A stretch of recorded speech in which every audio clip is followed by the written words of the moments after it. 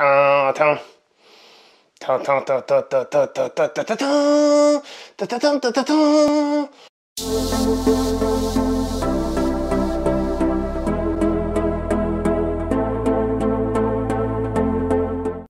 Bonjour et bienvenue à toi pour cette nouvelle critique en post-projection. Aujourd'hui, on va évidemment parler du film Baby Driver, c'est dans le titre de la vidéo en théorie. Donc, le nouveau film de Edgar Wright, réalisateur de la trilogie Cornetto. Ok, d'accord, c'est pas un vrai Cornetto, mais c'est un cornet de glace quand même. Donc, la trilogie Cornetto composée de Shaun of the Dead, de Hot Fuzz et de... Alors celui-là, je sais jamais comment il s'appelle.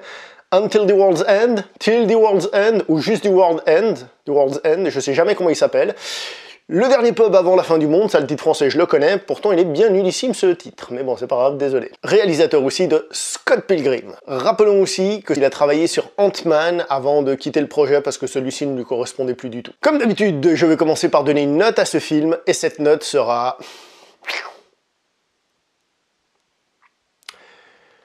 9 sur 10. Il faut savoir que j'ai eu beaucoup de peine à lui donner une note à ce film parce que d'un côté j'ai adoré, il y a des petites choses qui m'ont entre guillemets dérangé, mais c'est vraiment un très très bon film et je pense qu'il faut vraiment le voir. Donc 9 sur 10. Alors soyons clairs, le début du film vous donne le ton, il vous attrape, il vous enferme et il ne vous laisse sortir qu'à de rares occasions. Je reviendrai là-dessus. Alors, le début du film, on a déjà tout ce côté musical qui se met en place. On met la musique et les acteurs bougent, font des choses au rythme de la musique. Ils claquent les portes au moment où la musique fait des bruits. Et ça, c'est magnifique. Franchement, tout le film est construit comme ça.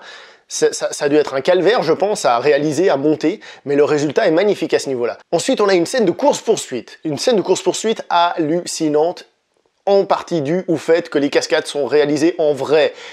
Il n'y a pas de fond vert, il n'y a pas de... On va dire, si, d'effets spéciaux, il y en a, mais il n'y a pas de... Ou du moins, pas trop d'ordinateur.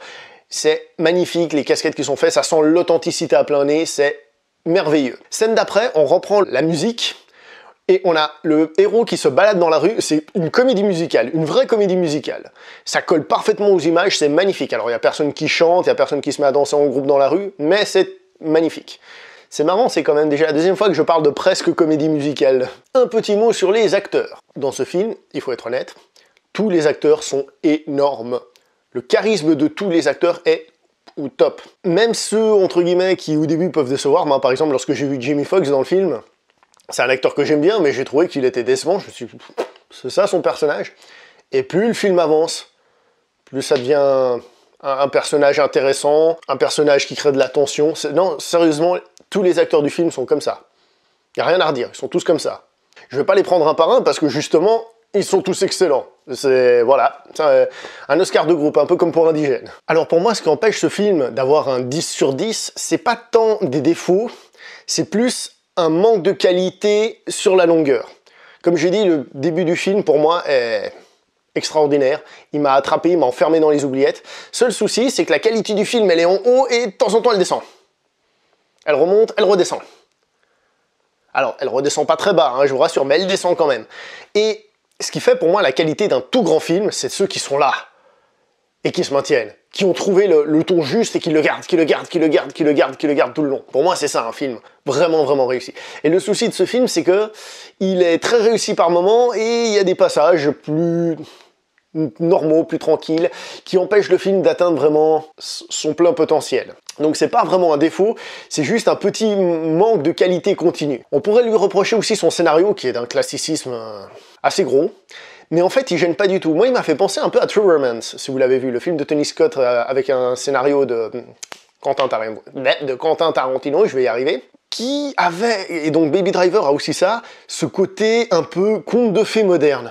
Mais précisons que ce scénario, bien que très classique, eh ben ça fonctionne complètement parce que la réalisation est au top niveau, découpage, parce que les acteurs sont merveilleux, parce que la musique, même si c'est pas des musiques que j'écoute tout le temps et dont je suis ultra fan, c'est entraînant, ça garde un rythme, enfin bref, c'est un excellent film, à voir absolument, sans discussion, et donc allez-y, regardez-le, un point c'est tout. Voilà, pas grand chose à dire d'autre. À savoir que je l'ai vu avec un ami à moi, et lui il l'apprécie un tout petit peu moins. Bon bah voilà, ce sera tout pour aujourd'hui. J'espère que cette vidéo vous a fait découvrir d'une certaine manière ce film, et qu'elle vous encourage à aller le voir, parce que c'est vraiment un des bons films. Même si je suis un peu déçu, parce que il n'arrive pas à être parfait, et c'est un petit peu dommage. J'aurais tellement aimé qu'il soit encore un petit peu meilleur, parce qu'il avait vraiment trouvé le truc. On se voit pour une prochaine vidéo. Hasta la vista.